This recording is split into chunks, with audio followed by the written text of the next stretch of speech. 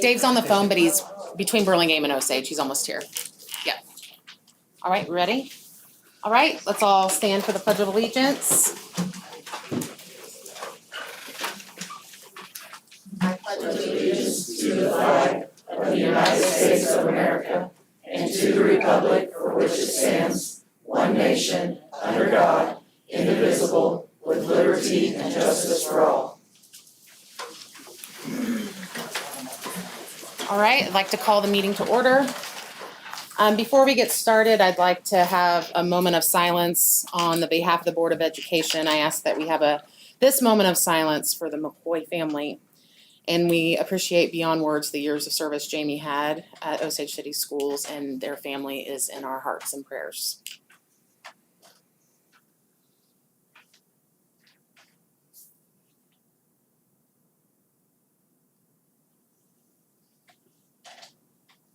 Thank you. All right, I move that we adopt the agenda as mailed.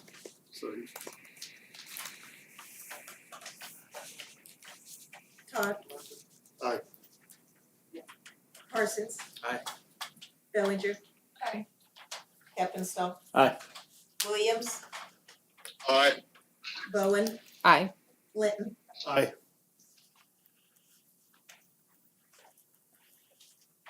Got them all? Okay. All right, we'll start with the revenue neutral hearing. All right, so just give me a second here. My computer had to restart, so. I lost everything. Well, just gotta find it here.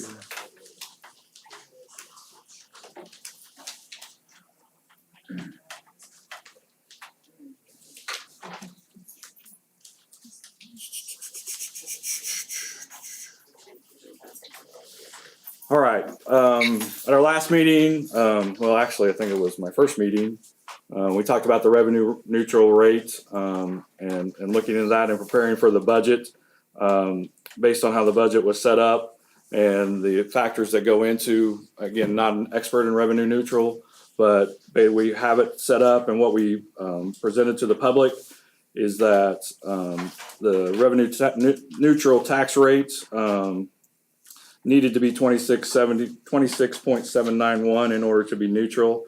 With the way the budget is set up and being presented next, we would be above that, and we would not be revenue neutral as a district to do that. So in looking at the revenue neutral, it takes into the account the LOB, the supplemental general fund, as well as the capital outlay and bond and interest in those funds as we look at that. And as you can see from what was shared with you and then what was in the paper, in the notification, those are slightly up, and which creates just basically exceeding the revenue neutral rate. So any questions on that from the board, or before we open it up to the hearing, the comments?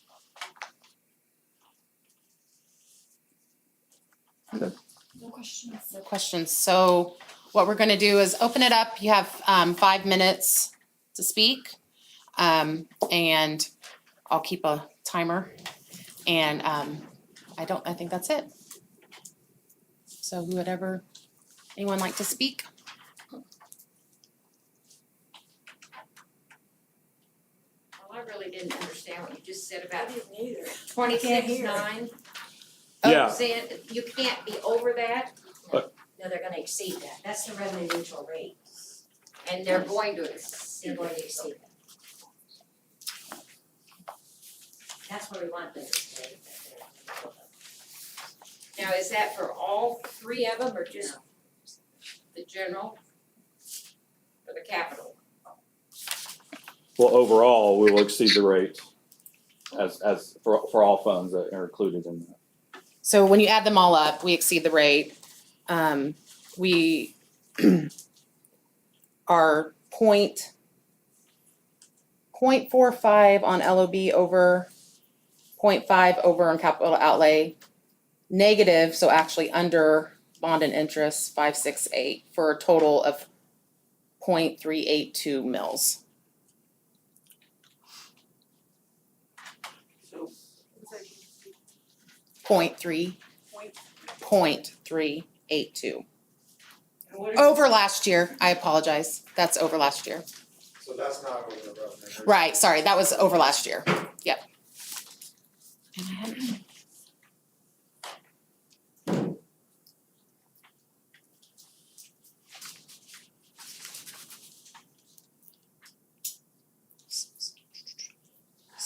So how much are you gonna be over the new revenue neutral rate?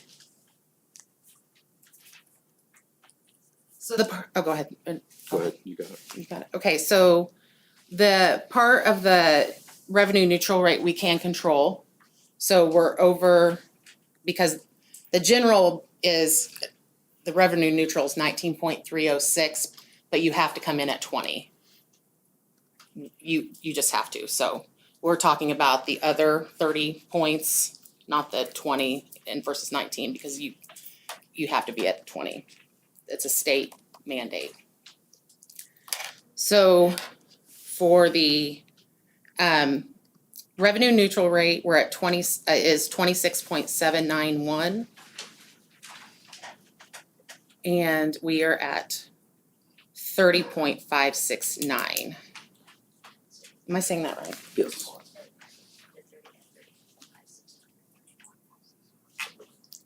Which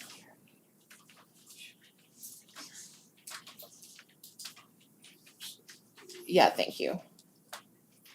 I just didn't, I had the piece of papers I did all my math and my studying on is on my table Oh, no. at home.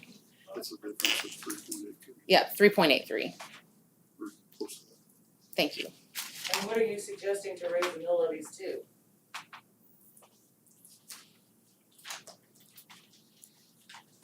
Those values. Those numbers I just, yeah, that we, Okay, so you're suggesting we go from 26 to 30? No. The 21-22 mill levy was 30.187. So our proposal for 22-23 is 30.569, am I? which is 0.382 over last year.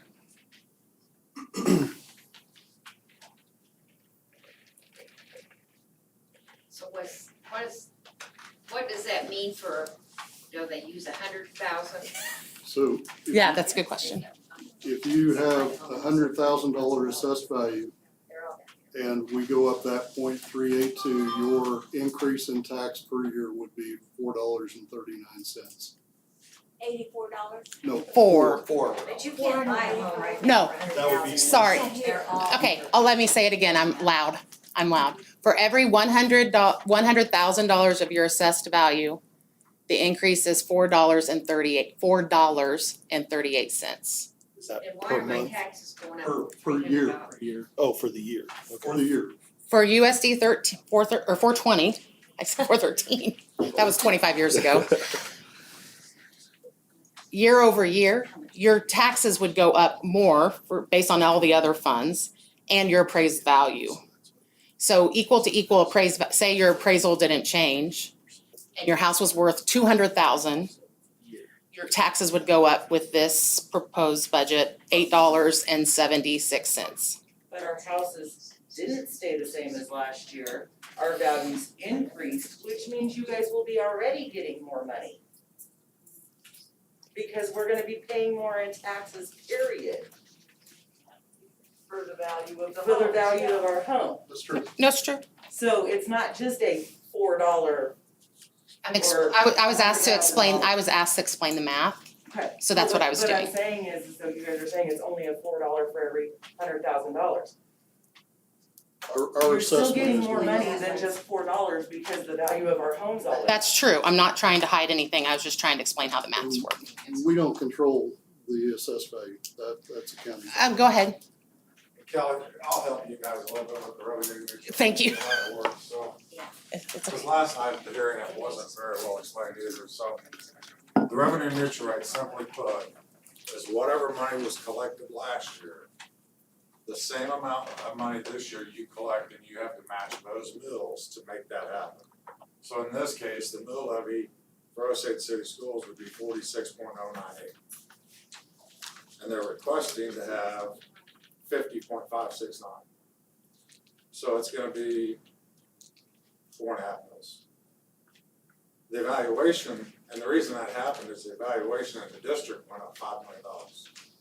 So that is the assessed value of homes. So when the revenue neutral rate is figured, if you have, and I'll use my own house, because they sent you this report, so it'll tell you on your own house, which is this one here, that came in revenue neutral rate again. My house, for an example, my taxes will go up 300 and just right at $300 for the school district, For just the school district. for just the school. For the school. Say that again, Now, Jeff. I don't, how is that possible? That's not, it can't be. Well, here, I got the form on. No, that's okay. I mean, I had mine too. That's why. Here's why that's this, here's how it works. You have the revenue neutral rate, which is again, the 46.098. So in the state of Kansas, you have to have 20 mils in your general fund. So the 19,307 has to go to 20. But they also expect you to maybe lower the other funds to match that, so it still keeps the same mill levy. In this case, the capital outlay is going up another $500,000 in on top of the rate that was collected last year. But it'll show in your revenue neutral one here, then it'll show the proposed budget, and down here shows your last year's. So all those figures are right there if you look at your sheet that was mailed to you. This is the hearing sheet that got sent out by the county with the data that was sent in by I the know, school I district. left mine on the table. What caused all this is when the evaluations of your homes go up, and this has been going on for years, this isn't something new. When the evaluation of your house goes up, the county was the biggest culprit of it of any of them, would just say, well, we're not gonna lower the mill levy, we'll just keep the mill levy the same, so we didn't change your taxes. In essence, they did, because the evaluation went up, and you should have dropped, if you wasn't gonna raise taxes, you need to lower the mill levy, which is why they put the revenue neutral rate law out. So last night when I got home from the city, I called the guy that put the bill together, which is Ken Ward. And he'll be down here tomorrow night at the senior center for that Republican Party or whatever it is, but, and they're bringing people from the state of Kansas, the Secretary of State's office to go over this too.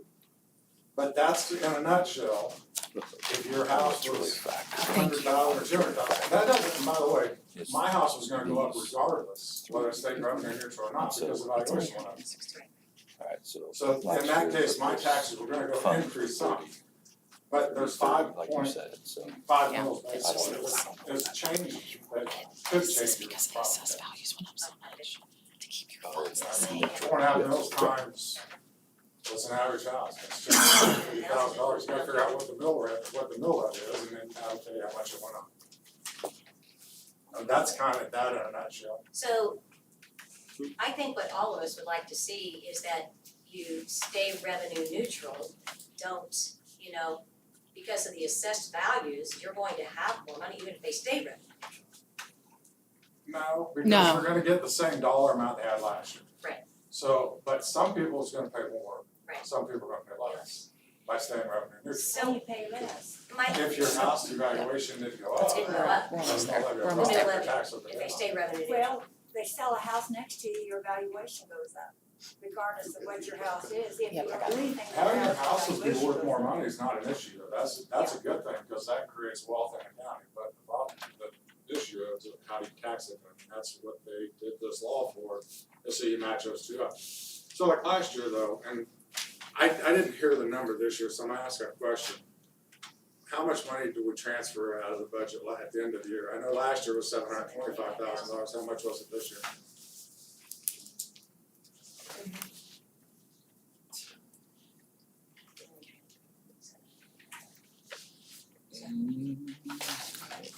I don't know.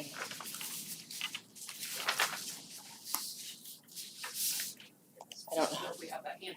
I don't, yeah. I don't know. I know it wasn't talked about in the meeting, it was just, Yeah. the permission was given to do the transfers, but it was never said what the amount was. Yeah, and we've had a lot of competing priorities, so I don't remember that off the top of my head. Do you have it? I don't have it.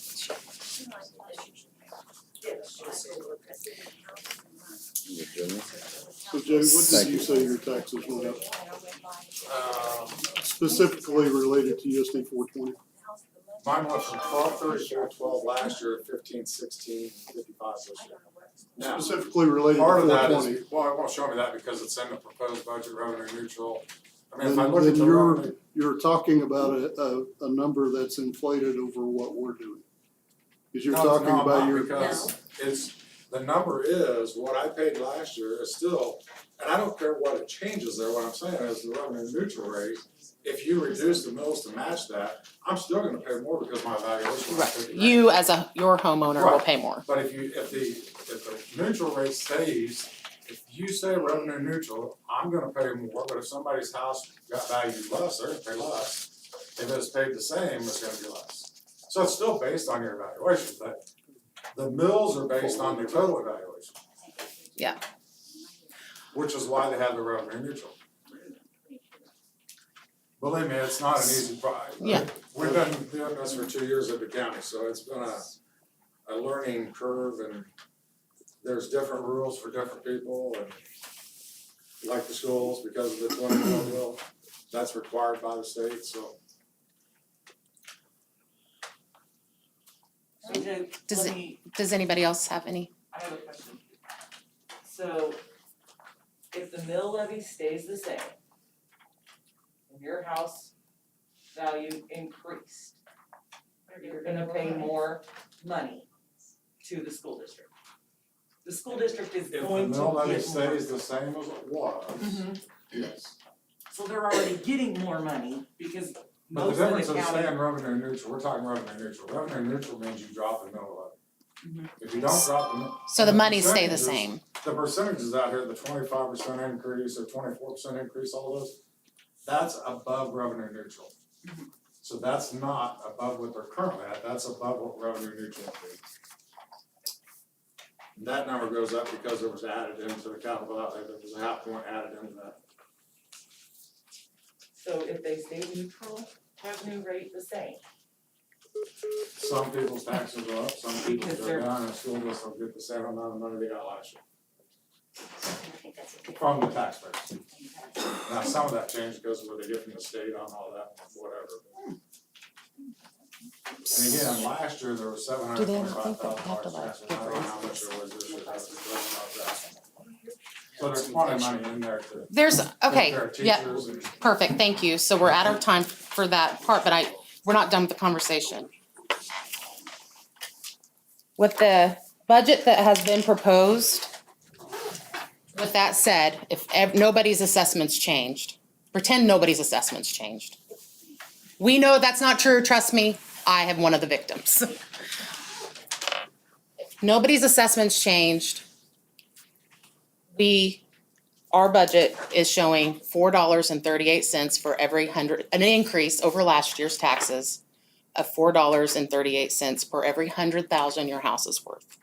I'm just repeating it because it is a very. That's not true, because you're not figuring in the revenue neutral. If you figure that in, it changes that lot. it You does. gotta figure that. Okay. It changes it to. What does it change to? 3.83 mils, which equates to $44 a year Yeah, not per 44 hundred. per household, 44 times the house. That's basic. So No, it wouldn't even be that, I'm sorry, give me a second. I was gonna say, I don't think it's that No, high. not right. So it's a total budget increase of $160,000 over last year. 160. Todd, that's spot on with my tax bill that I have. Is it? It's So what you So- just stated on what type of funds are you sitting on right 44, now? yeah. What are we talking about? So Jay mentioned there was 725,000 transferred out a year ago. We don't know if anything was transferred. He's but we don't know how working on much. it. So how much are you guys setting on dollar wise? Because you're still getting COVID assistance from the government, are you not? There's still has to agree on this. Yes. We are And so not how using many COVID money for operating costs that I'm aware of. You're not allowed to use COVID money for operating costs, but you had to outline it by we hired new faculty, put precautions in I'm saying, place. So dollar wise, what was transferred this year? Was it another 725,000 or, I mean, what are we setting on dollar wise So, in the budget, in the accounts for the school? and I don't know. I don't know the number off the top of my head, but I wanna explain a little bit about what those balances mean and why why we keep those balances. It's similar to you putting a little bit of money away each month so that when your tax bill comes, you don't have to rob the bank to pay your property taxes. You pay it out ahead. We plan ahead too. We have special ed costs that we have to pay that are pretty high, so we put money in special ed fund. We have capital outlay projects, for instance, the roofs or the parking lots or the air conditioning or various other things. We have to have money in place for those. I understand. There are funds that we carry balances in, and we will carry probably close to $1 million, but it's money that's designated. We have other money that we have to spend before we start getting reimbursement. So we're spending money out of some funds that we aren't going to start getting money into until October, November, December. So there's a lot more to it than just you've got a pot of money. It's a pot of money, but it's designated. I understand To that, various yes, things. I get that, but Okay. I think I would ask all of you to vote to stay revenue neutral. With the cost of everything, we've got a lot of older people in our community that when the taxes go up and you guys make an increase, the insurances go up, everything, there's, Our costs go up too. I understand that. I mean, I we did some nice raises over the last couple of years, which I support wholeheartedly, but we've got to pay for them. And we've done, we've got increases in cost in fuel and electricity, and just like you, the costs go up. $160,000 really make that much difference in the whole gamut of $1 million? I mean, It you're still gonna makes have a money coming difference. in. It does make a difference. I need to ask a question. This may be a silly question, but it's something I wanna know. You just said, quote, cost of fuel goes up. Okay, I walk every morning. I see that 4850 passenger bus going down Sixth Street and turning and going down Market, going west. I see it come back. There's possibility, maybe 2 kids, 3 kids, 4 kids at the most. Why are we paying a big bus like that to drive when I know the school's got vans? Is there a reason insurance, the kids can't be hauled in a van if there's only 4 kids instead of a bus with 48 seats? I don't know how many kids I are on don't that know. route. How many Somebody ought to kids look are into in that, cause you're talking Tasha? about cost of fuel How many going up. kids are going You're to talking tech? about wear and tear on a bus, you're talking about oil changes, you're Washburn. talking about tires, you're talking about everything. Somebody ought to look. There's into it. 22 kids that go to Washburn Tech in the morning, and my No, they're not going to Washburn Tech. You surely have a, Regular route. you've got a bus that hauls van kids. There's vans Yeah. around here, I see them all over town. Surely you're not using them constantly, 5 days a week, 8 hours a day. Surely you could get one in the van that's not being used that day and haul that route that's only got 2 or 3 kids on it. We have vans that go I out, mean, you're we talking- have assigned vehicles every day that go out. We don't have any that sits around and collects dust. We do have a spare bus. I mean, we have a spare bus, but that, I mean, Breakdown. I mean, To if me, one it breaks seems down. stupid to pay wear and tear on tires and oil and everything else for 2 or 3 kids. And I know the kids have gotta come to school, but there ought to be a simpler way. If nothing else, out of your budget, go buy a new van for small trips. I mean, I know you got this bus sitting there and I know you're paying taxes and insurance on it, but you're paying wear and tear on tires and oil and gas and everything else every day. I mean, he just got through saying gas goes up. But to me, I gotta cut corners so I can pay my taxes and my insurance. To me, you guys can look at ways to cut taxes too, and that's a simple way. Why haul these big buses with just no kids? And I'm not saying don't get the kids, because the kids need their education. Okay. All right, thank you. But I just didn't understand the reason for it. I didn't know if it was because there's insurance that says you can't ride in a different bus, you gotta be in a bus, or why. But somebody ought to look into some of that. Thank you. Noted.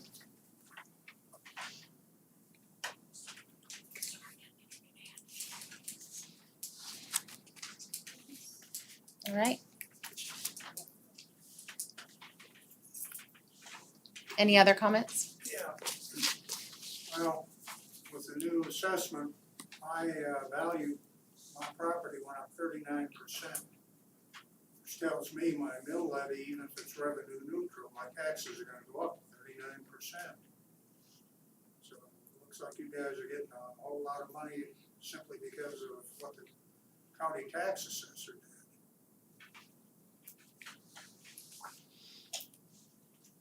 I mean, did you have the discussion to not raise anything and to stay revenue neutral or try and cut out if you needed that $160,000 somewhere there, maybe you could cut something else to stay with, you know, the same amount of revenue that you had last year coming in? We knew we had increases in expenses. We had salary increases that were decided upon that we needed to fund, along with increases in property insurance and health insurance, and you can't stay I understand that, but you've had a neutral. lot of money coming in too. You can't stay neutral and increase cost and keep going. I mean, we could talk about what programs we wanna cut, but I And you don't guys think have our the public wants taxpayers' that. backs to come off of, because if you need more money, you just raise the mill levy or the revenue neutral rate. And then everybody has to pay that. If it was any other than a government entity, we have to cut back on our costs because things are so expensive. You know, I just think that the schools should stay within the revenue neutral rate this year because gas has gone up for everyone. Food prices are off the chart. I mean, it's not only gonna hurt the older, but you've got kids, I'm sure, in school that the only meal they get is the one they get at school because parents can't afford food. I just think that we should take into consideration the community when we're thinking about the budget this year. But I think that the board itself is thinking about all the increases that you were just talking about. And we have to do that not for just one family, we have to do that for 700 kids here, plus faculty and staff. So I think when you're thinking about it as one thing, we're thinking of it as a whole. And the whole reason the county, just like Jay just said, that they can stay revenue neutral rate is because they overdid it for several years. So they probably have some sort of a surplus. Well, I would say that if Does you're the school sending a have check surplus? back to the state for That's $725,000 to you're transfer. kinda overdoing it. You had $725,000 to transfer last year. What did you And then transfer what this year? We spent some of it. One air conditioning unit is $150,000. Which is the Capital outlay. Capital Exactly, outlay. we have to replace it. That's in that little. It's in the budget. State and federal for capital outlay. Okay, so Do we know what we sent back last year? we don't send We don't send money back. They just transferred into Or the fund, transferred it into another fund? or wherever they transferred So to. what happened with the money that was transferred, the $725 from a year ago, where did it get transferred to? And then the money that was transferred this year, if you can find the amount, and what did it get transferred to? Jay, you were on the board, you know where those go, they go Well, to, they put it in special ed, which They is go- funded by the state, so that money will no, come back. the special ed is not funded by the state. Each district pays an assessment, and our assessment this year is gonna be around, Back in from the state. our assessment is gonna be around $540,000. That's out of our general budget, that's not the flow through. That is our assessment, our payment to support the 700 plus kids that are in, Which is in the Three. budget, so the $725 doesn't go towards that. That was, and I still don't know what that other number was this year, I've asked that question, I haven't come up with that number, so. I'm gonna guess the $725 last year is probably in excess of $1 million. well, you can guess, I don't know what it is. You can Somebody's guess gotta what it know, is. why can't we know what that is? Somebody know? I would like to. I'm sure we have it, but I don't know that we have it here. I know, that's what I'm saying, how would you It do a happened budget before if you you didn't know got how into much, you place, couldn't right? answer the question, how much you transferred? Okay, just a reminder, all those transfers happened before our new superintendent was in place. So we apologize for not having the number right, the transfer number right in front of us. So we have- did you have it when you thought about the budget for this year? Did all of you know what was transferred before you came We here did. tonight? I was not told, I do not remember seeing what the transfers were. We have our So cash how can you balances. do a budget when you don't know what kind of money you have? I know what money we have, I don't know what transferred, that's different. When you know what's in your funds, I know the balance of the fund. I don't know exactly the amounts that were transferred at the end of the last fiscal year. So Kelly, who did the budget? So the transfers and everything were completed at the end of July, or End of June, excuse me, end of June. Green Bush did that? And then We consult with we Greenbush. consulted with Greenbush, yeah, on the budget. So was, and I'm not picking on Ted, but Ted, was you involved in the budget this year? Yes, yeah, working with Patty and Fred and just really just Nobody- shored it up. Nobody knew the transfer amounts all that time. All that time. I mean, I don't know where this 725 is coming from. That was a Jay. year ago. That was I a year understand, I don't understand where that's coming from as it relates to that, and I don't see anything that's similar to that. Cause if I were to sit here, it'd be a very similar number based on the history of the budget is what I would say, Jay, but I don't know that tonight. And again, that's, you transfer that money at the end of the year in prep for the next year. That's, again, it's like putting your money in the bank each month so that when your tax bill comes, you have the money to pay your taxes instead of having to go take out a loan or do something else. It's just good fiscal planning to have the money in place when you need it. And that's a portion of why that money is transferred. I agree with what you're saying, but the thing is that there are some people out here, I can afford to pay what my taxes went up, but there's some other people here that can't. I mean, that's the part, I mean, I think as a regulatory body, it's your duty as elected officials, elected by these people, that you do what's in their best interest, and if they're asking you not to exceed the revenue neutral rate, you should be looking at that as an option. It's our duty to do what's in their best interest and also what's in the best interest of the district and our students and our programs that we're putting in for them and our staff and those folks as well. I don't think Osage City, and I believe the statement was made by Mr. Hessong at his first meeting, that Osage City is well off financially. Put on the paper, so Well, it's there, so we don't need that, We're in a good we place. don't need to worry about $160,000 is not gonna break the system. Right. And $160,000 spread across our taxpayers. Again, what we're talking about compared to last year from our mill levy increase is minimal. That's not true though. That's because you not have to- From our mill levy last year to our mill levy this year is 0.382. But the law reads that you can't have that mill levy without having a hearing, that you have to. And we're We're having having the this hearing. hearing. Yeah, We are having this hearing. So what I'm saying is that the increase goes from the revenue neutral rate up. Thank you.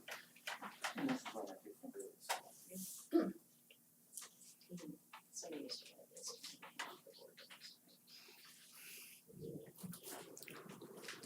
I don't know what he's saying. She says.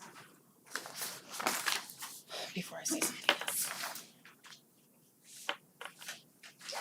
All right.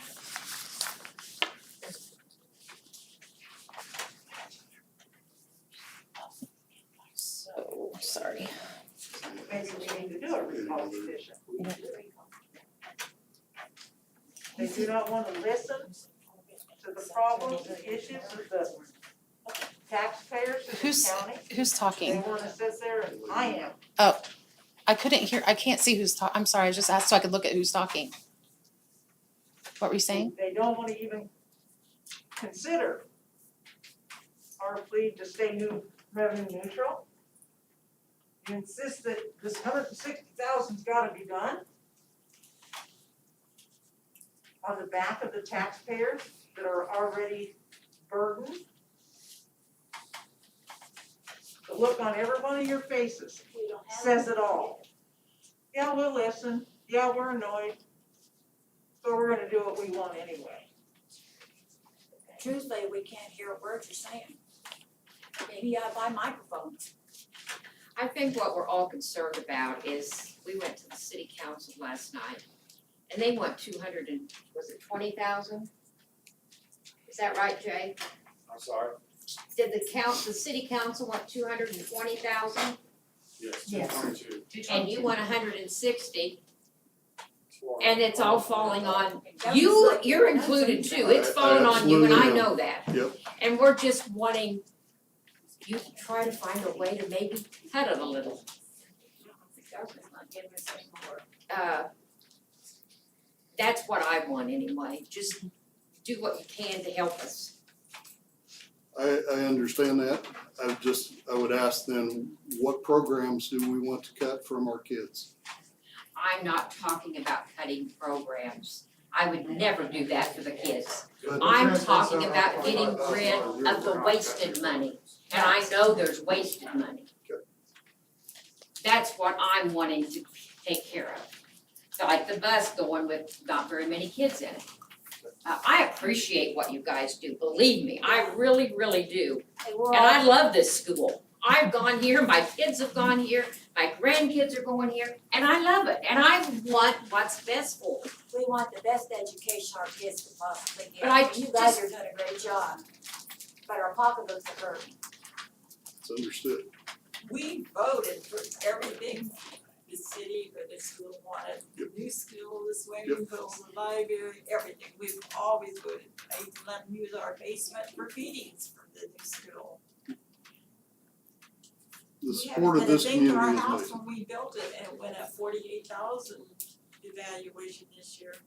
And the county controls the valuation, not us. Okay. I know that, I'm just saying, you know, But the evaluation has nothing to do with. we have did everything the school has ever wanted. We're all for the kids' education. Okay, And we're all for the lunches.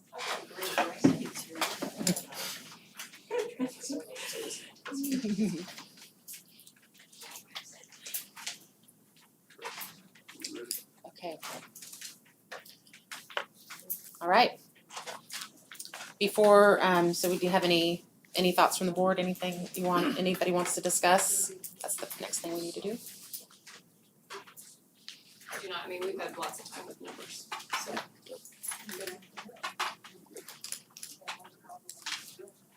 Okay, I just made a motion. Yeah. Accept the resolution to exceed the revenue neutral rate. Okay, I motion that we accept the resolution to exceed the revenue neutral rate.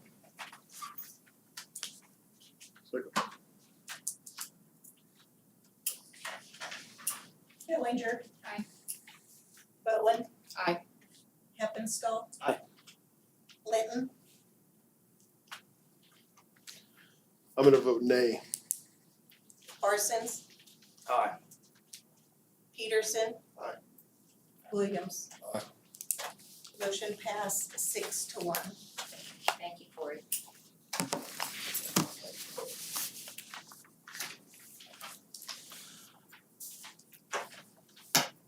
All right, so now we're gonna discuss the budget hearing. We've discussed it all at the same yes. Can I still get that number? Yeah, I'll get it, I Jay. know you don't have right now, but. I'll Yeah. get it. I've got a note to do that, and also the bus transportation route. I will look into that as well. So I can make the next motion. Well, yeah, I don't know if there's any. Do we have any discussion on because that was the revenue neutral. So now we have the actual budget hearing, which we've kind of discussed already. Yeah, Is there, but we still need to give them an opportunity. yep, is there any? There's two hearings. We just finished the one, the budget, the revenue neutral. Are there copies of the budget for everybody? No, we published it last week, I believe, or 2 weeks ago. 53. Thank you. I don't remember. Okay. Just a reminder, we've talked about the difference in the mill levies, that's being recommended tonight.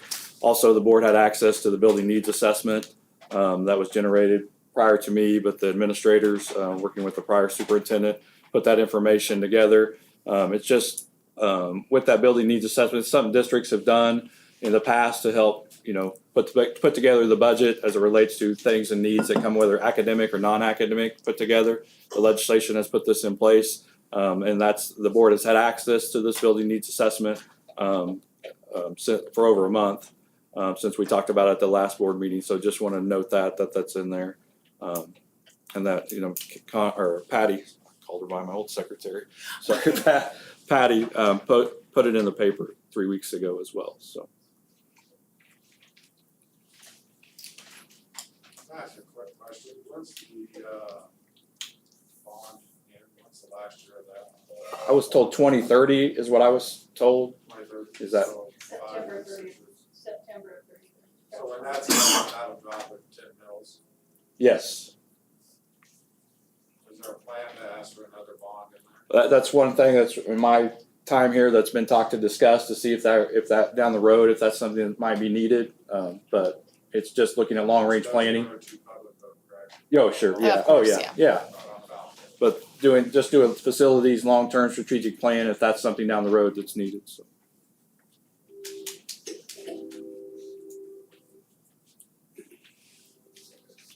All right.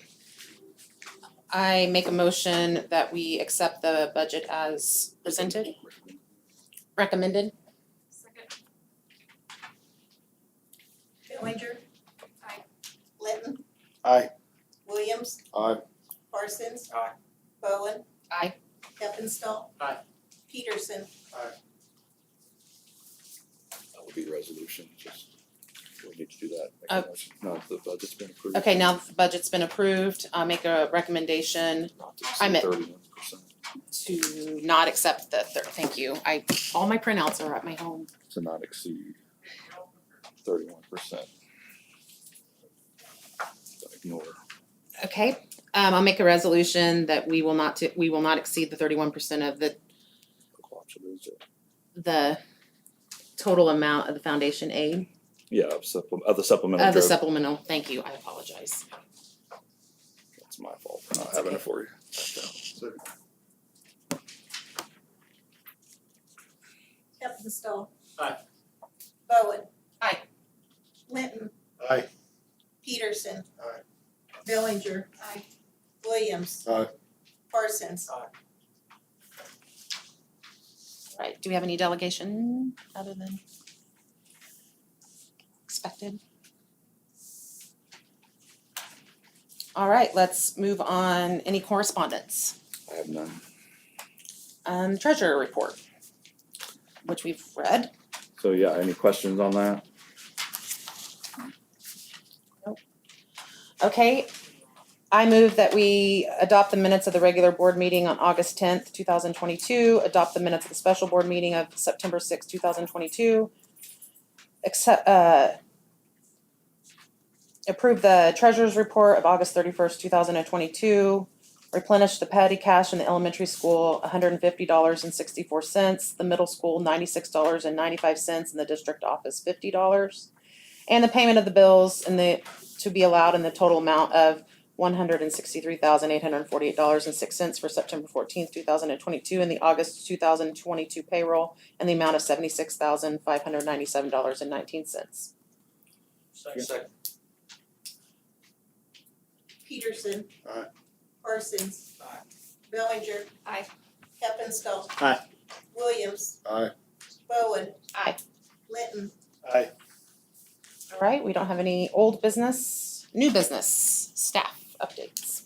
So I thought I'd take this opportunity to introduce a couple new staff members and talk about their roles and job duties since they've joined with us. Anyone want to go first? I have Shanna Smith, new middle school, high school counselor.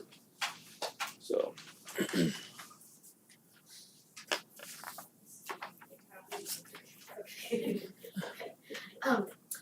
So I am Shanna, sorry, I'm getting over a head cold, so I have kind of a screechy voice here. So in my, I think Raymond, it was 5 weeks we counted today.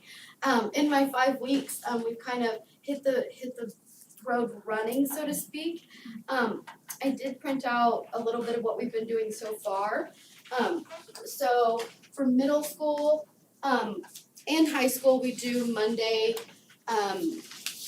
surveys for each student, and they fill in kind of how things are going for them.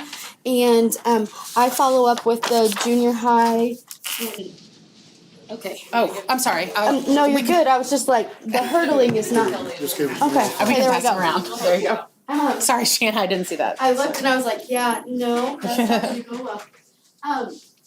And so I get to work with the junior high students a lot during lunch, and so we're working on some citizenship activities, like taking care of the space around you, and taking ownership of your space, and that's been going really, really well. They're such a fun crew. And then we are also doing Project Alert, and that'll start actually tomorrow with the 7th graders. And let's see, high school, we do the same Monday morning surveys.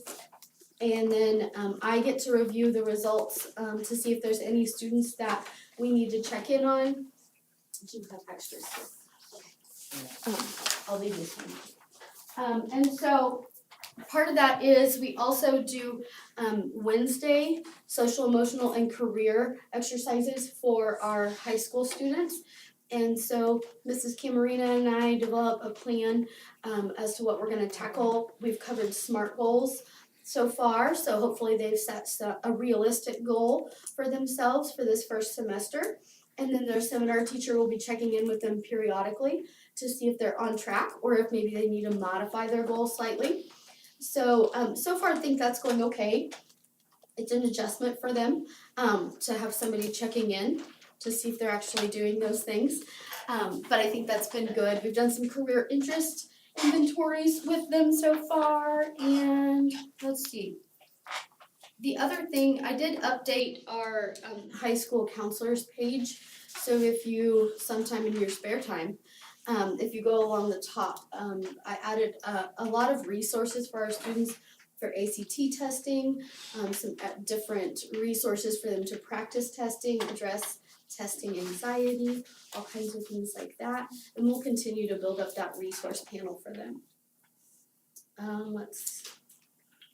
I do weekly eligibility. So I run that on Friday afternoons. I then send an email to all the students that are ineligible for that week. And then Ms. Jenkins and I tackle that list on Monday and go visit personally with each student that is on that list and kind of talk about, you know, what's going on, is there something that we could be doing to help you?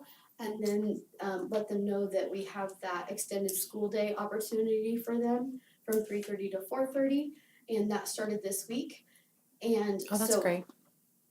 Sorry, that's great. No, I didn't know we were doing that. That's great. yeah, so it's supervised time for them to get some extra support after school to hopefully bring them up to a level where they're passing their classes, or even like we try to pay attention to if they've made a significant improvement. Maybe we started at a 24 and we're at a 49 now. Yeah, that might tell them it's not passing, but that's a pretty good improvement. So we try to recognize that progress as well.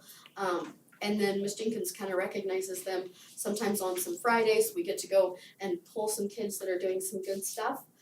Sometimes that's progress for those students that might still be on the ineligible list, but we're recognizing their efforts that they're having and putting forth. We've been working with our dual credit students, and one thing that is always a challenge is communication because they're out of the building for part of the day. So I did create some Google Classrooms, and so we put reminders and things on there. So we'll send them an email when we've posted something, you know, like Jostens was here. And then I included some information that was gonna be sent home from the Jostens reps so that they're not missing out on those graduation announcements and all that good stuff. So they're still having that high school experience as best as we can.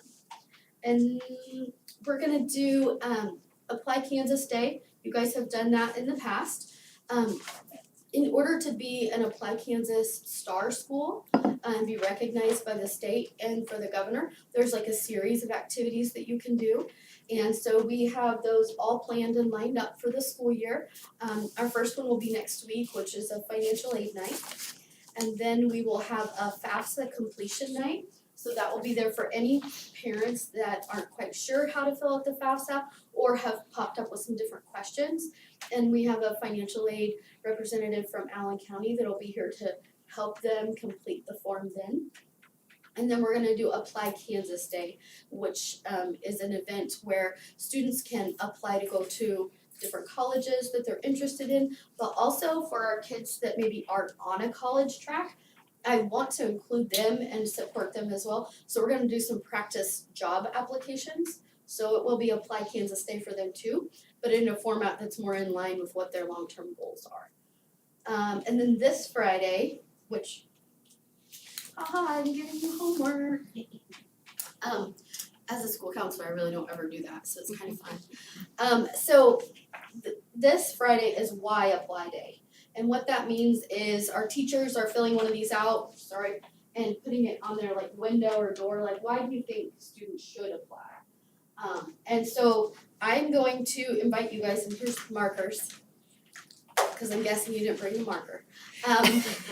So this is just why you think they should apply. And I'll put these up outside the high school office So as they're cruising through, and we're distributing these to our middle school and high school staff as well as and the elementary, so that students, as they cruise through the building, hopefully we're starting some discussions from a very young age as to anybody that really wants to do this can. And it doesn't just have to mean applying to college. It can be your tech school. It can also be your job. I mean, some of our students are graduating with certifications, and they won't need to go on after that. So this is our way to kind of spur them on. This Friday, folks will be wearing their college gear, so kind of sporting their schools. Here, I'll pass this around. Is our quote anonymous, or are we supposed to put our name? You can put your name. No, I don't. I was I just mean- wondering. Well, most of them are, What are people doing? Go to school. they're putting them on their own door, so they know. Oh. They know who's it. So you can put your name, or No, that's good. I can put your name on it. I'm sure Brecken will be like, I know who wrote that. Get out of my basement, So, Brett. Thanks, Mom. Here are markers, Time for you to. so it kind of shows up a little bit for you. And then we've also started a district-wide school counseling meeting once a month. So we all three get together and make sure that we're kind of in line for this school year. We've got this semester mapped out to make sure that we're cohesive in the messages that we're sending. And so that's been really productive so far. And well, my last thing is today we had a speaker. So go home and ask your middle school or high school student about their speaker. We had John Calvert come from Kansas Department of Education, and he's the director of school safety. Yeah, safe I should know security. this, I Yeah. invited him. So he came and visited with our kids about all the things that they kind of go through. He really covered it all. He was very engaging, and they were really good audience. They had some good questions. He had them laughing.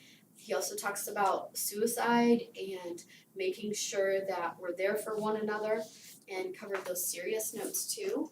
So I got a lot of really positive feedback from students so far and from faculty. So go home, ask your kids what they thought. And so he was just here this morning, so that one, this month is Suicide Awareness Month. So we wanted to incorporate a little bit of levity, because he is pretty funny, but he also talks about real life and the tough stuff that people go through, and that the tough stuff is kind of normal. It's not just them, they're not alone. So he had a really good message, and I was really grateful that he came. So, on the back, when you're bored, here's the stuff we're gonna be working on later. I won't go through that now. But there you go, those are some things that we're kind of looking forward to. And that's what we've done so far in 5 weeks. Awesome. Thank you so much. Welcome aboard. Yes. Thanks, Shannon. Okay, so this position, my understanding was created through ESSER to do that. Another position that was created through ESSER is the reading specialist, and Tabitha Renfro is here tonight to talk about her start and a little bit about where she's headed with this program.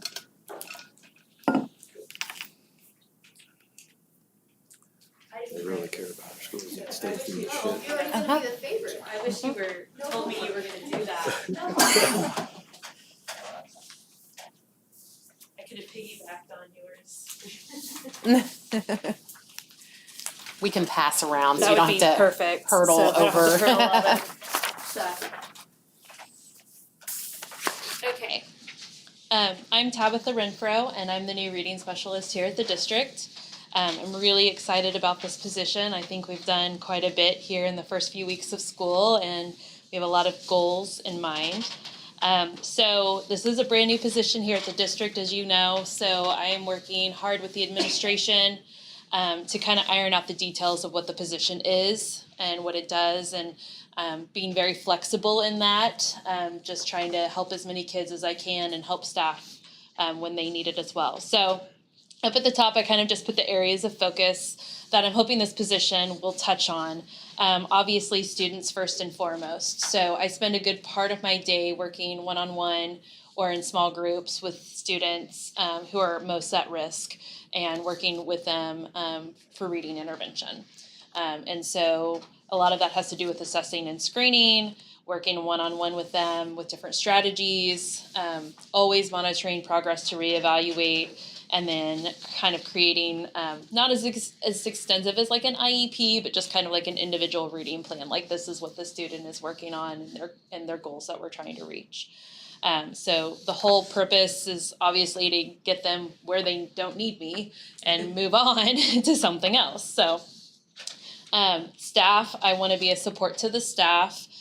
So working with them for best practices, for intervention, providing resources for them, providing data for IEPs, and classroom instruction. So for example, in the high school, we just finished our Fast Bridge testing. We were able to sort the students out into high risk and some risk students. And so those some risk students could potentially, those could be the students that the teachers, if they know they're in that category, then they can potentially reach out to them with different accommodations or modifications, even if they don't have an IEP, or, you know, we can do different things with Lexile and reading levels, things like that. So administration, I provide data from assessments or go over data with them, plan for interventions. I've attended staff meetings, IEP meetings, SIT meetings, and then just collaborating for the long-term goals that we have for the district for literacy. And then community, I would really like to create some literacy-based activities and resources for the families in our community, because I'm a firm believer that readers are born in the laps of their parents. Like they learn to love reading by being exposed to reading early. And so one of the things that we just did was we had a sign-up drive for the Dolly Parton Imagination Library. We had 36 kiddos sign up, which I thought was a pretty good number. So, and then I still have forms coming in, and I still have parents contacting me about that. So just, you know, pretty easy. That was a pretty easy thing to do. So just things like that. So I'm hoping the longer I'm here, I can establish some activities and resources for families. Let's see. I think as far as the bullet points go, that's kind of it in a nutshell. I am doing after-school tutoring in the elementary school, so I have 2 kiddos there, and then I'm going to be working with those tutors and the high school tutors as well. Kind of reached out to me earlier this week just to say like, hey, what are the kids that we're going to have? What do they need to be working on? What can we use to best meet their needs? So I'm going to be meeting with them on Friday. Our elementary school is just starting our structured literacy training, which is where we need to be going as a district. So I'm involved in that. And I am on the reading committee to look for the new, help with the new reading curriculum for the elementary school. So right now, just myself, I work with about 20 elementary school students daily. I work with 6 middle school students twice a week, and then about 5 high school students 3 times a week. So those are just the kids that I work with personally. There are also students in after school tutoring and special ed classrooms, and even just the regular classroom that I'm helping teachers assist with that as well. And I think that's it. I've just done some things to help the teachers out. So like I've created a shared drive with resources. I've let teachers know like, hey, if like, for example, I had a high school teacher ask me like what would be the best apps or whatever to put on a computer that would read out loud to a student who might be struggling reading on their own. And so just things like that. Like I'm just flexible and there for them if they need to pick my brain. And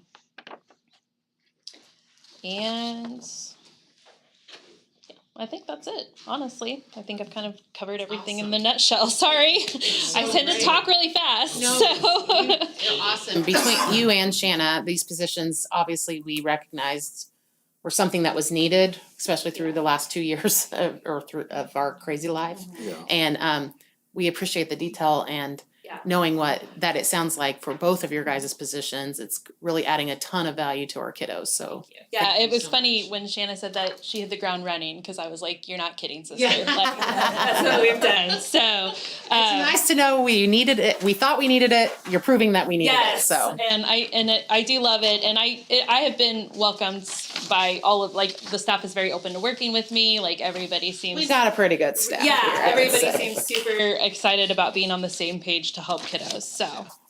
All right, did you guys have any questions for me? All right, thank you very much. Thank you.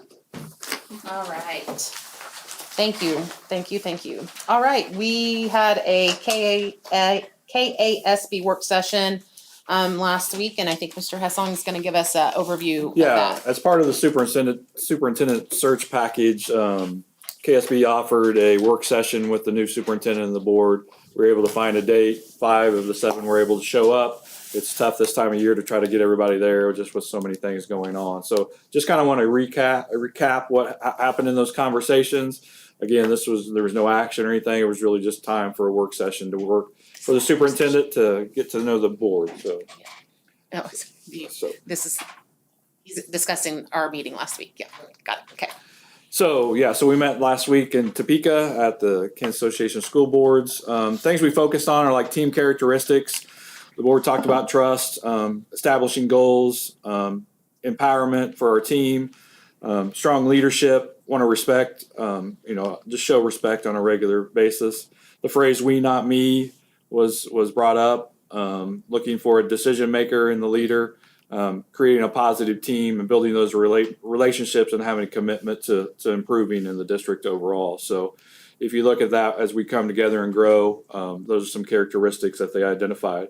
But looking at the culture of the district as a whole, they want to be a district that listens, provides that opportunity, seek to understand is part of that. I want to be truthful and honest and transparent in information that's being put out there, and have a supportive culture of flexibility and looking at change and not necessarily doing what we've always done, but provide that support and that flexibility to do that. So those are some characteristics of culture that they identified through those conversations. So as part of that too, I wanted to work with the board on trying to establish some goals.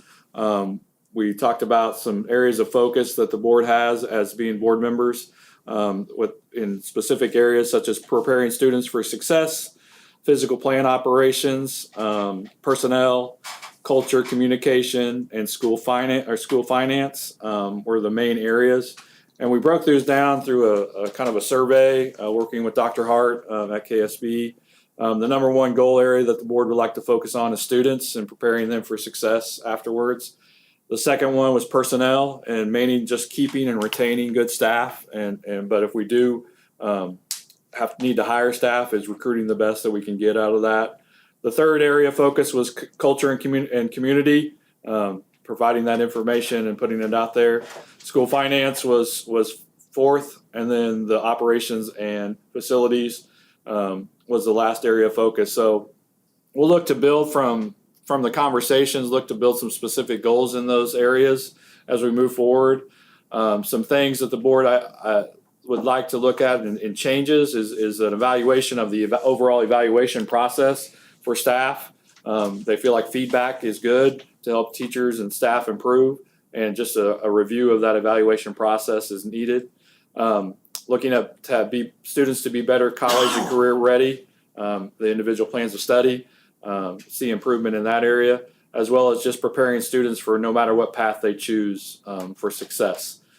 And we talked about defining success and things of that nature. And I think they all said it, but when it boiled down to when we we want them to be independent, responsible, and productive in whatever path they look at. And we said it different ways when we were there, but it really came from that. And then time to do those board retreats, to get together, to grow our leadership together and have these kind of conversations and plan for the future of the district and look at these goal areas to go through it. So that'll come out of those goals areas. And then some challenges that the board identified is just the recruitment and retaining of staff, the academic retention of post-COVID. What's that? They know it's a struggle. And what are we doing about that? We talked about some of that tonight with Tabitha. And the other part is that social emotional part of learning. And we've taken steps to do that with Shannon as an additional counselor. But those are some challenges that the board recognizes that the district is facing as we move forward. So overall, it was a good work session. I think we had a time to kind of, talk, get to know each other's style and things and expectations as we go through that. Anybody have any comments about the sessions that were in attendance? So, I really enjoyed the session. I thought it was well planned and executed, so. Very productive. So, yeah, it was good. yeah, I think so too. So Dr. Hart shared what I shared with you, and I'll get that information to you. And we'll go from there. So, but yes, it was a good session, I thought, as well. So that's all I have for that. Excellent.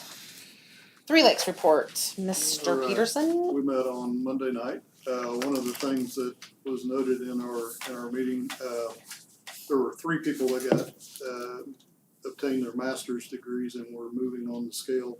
2 of those are here in Osage, Kim Atchison and Mitch Foote. Both got their master's degrees and are moving to the next spot. So congratulations to them. We are now using a program called Acellus for our curriculum at the directions, and she gave us kind of an overview of the website and the offerings. It's similar to the Edgenuity that we've used, and it just there were so many opportunity paths within it that we think it will be a good program for Three Lakes as they go forward. And I think the number of licenses they had to buy, there was a minimum number, and it's spread beyond the few that needed it. And As a tool. Is catching fire, as a tool. So really happy for that. As of 8/1, we had 743 IEPs, which represents about 21.8% of the population of the districts in the co-op.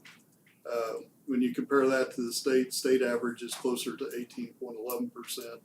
The federal level is somewhere in the 15% range, but they don't include necessarily the gifted programs.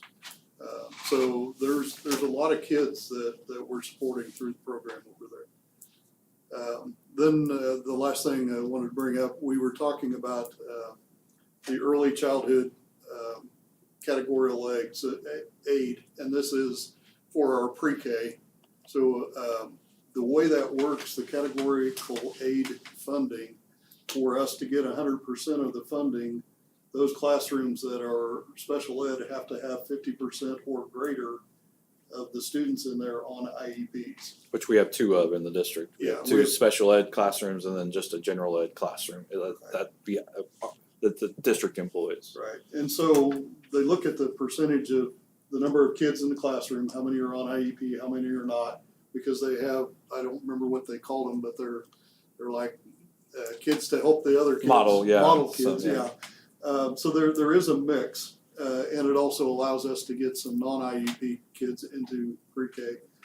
But we have to be careful that we hit that balance, and if we don't hit that balance, we lose that funding, and then that costs, the cost of that staff for that room goes up. So they're looking at a memorandum of understanding that would push that cost back to the district. So we'll have to kind of watch how we balance those classrooms as we go forward. But last year we started out with our numbers were really out of balance, but by the time they do their head counts, which is in December 1st and May 1st, we were back within balance, and so we'll see where we end the year. But it may be a matter of shuffling a kid from a room to a room to get the balance right, so that we get the funding lined up right.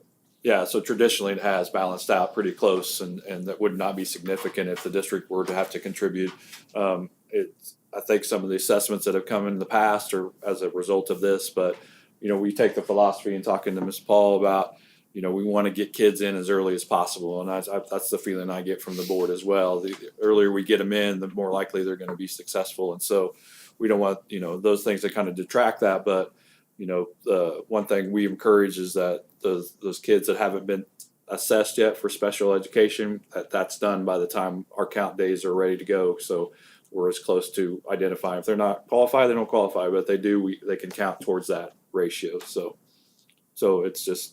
but we want the kids in school as quick as can if we have the room for them. So that's it for me. Awesome. Thank you. Okay, we were emailed the building reports. Does anybody have any questions for the team? That was good. I enjoyed reading those. Yes, appreciate him. The tower is massive. That thing is tall. It is massive. That's awesome. Scheduled to be done and basically be played on as of next Wednesday. Oh my goodness, Good. it's so exciting. Okay, and superintendent report. Yeah, just a few things here. Gym floor updates done. We've been playing on it. Looks good. Still got to do some cleanup in there with dust and things, but it's come together and it looks pretty good. We're gonna leave the bleachers out for probably another 2 weeks just to Oh yeah, 'cause you make keep- sure it cures as long as it does. So, but it looks really good in there. So, another thing we've been working on is the emergency operations plan. The administrators have identified key roles in that. Key leadership roles in there, the buddy system, just those things we wanted to establish before we get this rolling out. The next step is to start meeting with these people to talk about what those roles are within the emergency operations plan. And so they have an understanding of that, as well as we will do, we need to go over to Orbis because that's our secondary place and, kind of go through that as we do that. We'll do it as an admin team, and then probably in the spring, we'll have a drill to go over there and kind of do that if there was a need for reunification and put that together. So we're still communicating this plan out, making sure everybody's comfortable with it. So we might have it ready to approve next month. But if not, we'll have it for November for sure to be ready to approve. So we're making improvements on that. So I want to talk about some facility improvements we've been looking at, just to give you an idea and trying to gather some information. One that was on the list was a respray of the track. It's 10 years old, I think the track is. It's at a perfect time to do a respray to extend the life of that track for 8 to 10 years with a respray. And basically it's a rubber polyurethane spray that they'd come in and coat the whole track and then they'd have to repaint it to do that. So looking at through Greenbush, through the state bid that they're part of, but looking at other options as we go through that. So that's one thing we're looking at. Working with Felix and Andy on security and talking about controlled access to the building, mainly, having designated entrances for key card entry for monitoring, but as well as part of that package is going to be door monitoring. If a door is propped open, Felix administrators will get an alert and they will be notified that door is propped open and we can go check that out immediately. And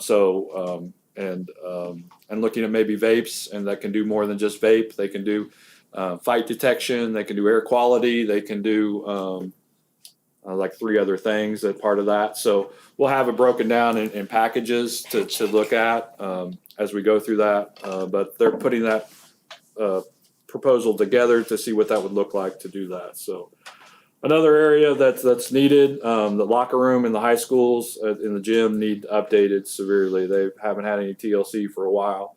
And so we're going to meet with someone next week to start looking at that, to get some idea of what that would cost to do some things as we move forward in looking at facility improvements. The bus vehicle, I know we budgeted for those. So that could be on the list for this year as we go through. And roof repair, we'll be looking I've worked with a company previously that would come in and analyze our roofs and basically make a plan for us. I know we have one that's kind of suspect. The gym roof, we're still waiting on materials, is that one that with the hail damage is where we're at with that. But we'll be looking at making a plan so we can budget for that in the future. So we're looking through all this with HVAC included, is looking to build a 5-year capital outlay facilities improvement plan. And what in those 5 years, what would be taken care of based on the list that's being put together. And we'll work with the board on that to help identify those things as I build them and get an idea of what those costs are. But that's what I've been working on in trying to get that together. And working with the staff and admin and the coaches and different people to get an idea of some needs that are going on. So I know one thing we've talked about coming in is strategic planning, long range planning. And so if we look at these things and get this built together, we can start talking as a board what that looks like, our immediate needs, what could be, hold off, where are we headed as we look at those things and have those conversations at a board retreat or something like that as we go through that. So and then lastly, applicant tracking. I talked to you about that, which, for people applying for jobs, we should have that up and ready by December and ready for spring hiring to do that. So Excellent. it'll be a lot cleaner, a lot easier for everyone to use, and so we should have that ready to go by Christmas break. So that's my report. I wish the constituents were here to hear it. All right. I move we go into executive session to discuss confidential personnel matters pursuant to the non-elected personnel exception under coma. And the open meeting will resume in the boardroom at 8:25 with Mr. Hessong present. Bowen, Aye. Williams. Aye. Peterson. Aye. Stefano. Aye. Clinton. Aye. Bellinger. Aye. Parsons.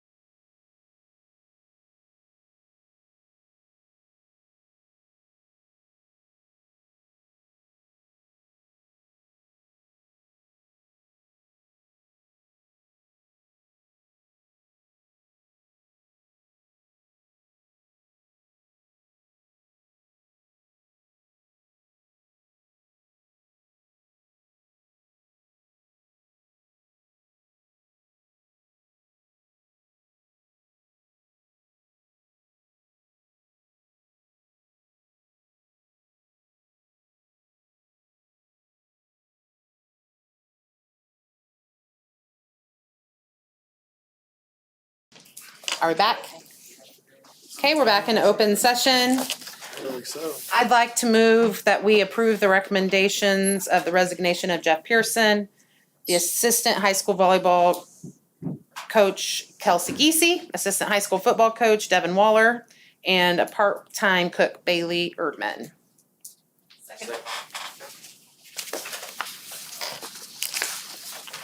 Okay, let's go with Linton. Aye. Peterson. Aye. Eppenstall. Aye. Bellinger. Aye. Parsons. Aye. Bowen. Aye. Williams. Aye.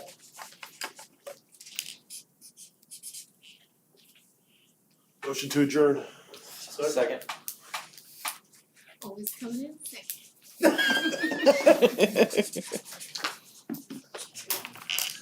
Okay, we'll go with Heppenstall. Second, or aye, sorry. We're doing so good tonight. Bowen. Aye. Linton. Aye. Williams. Aye. Bellinger. Aye. Peterson. Aye. Parsons. Aye. Had to lay through you.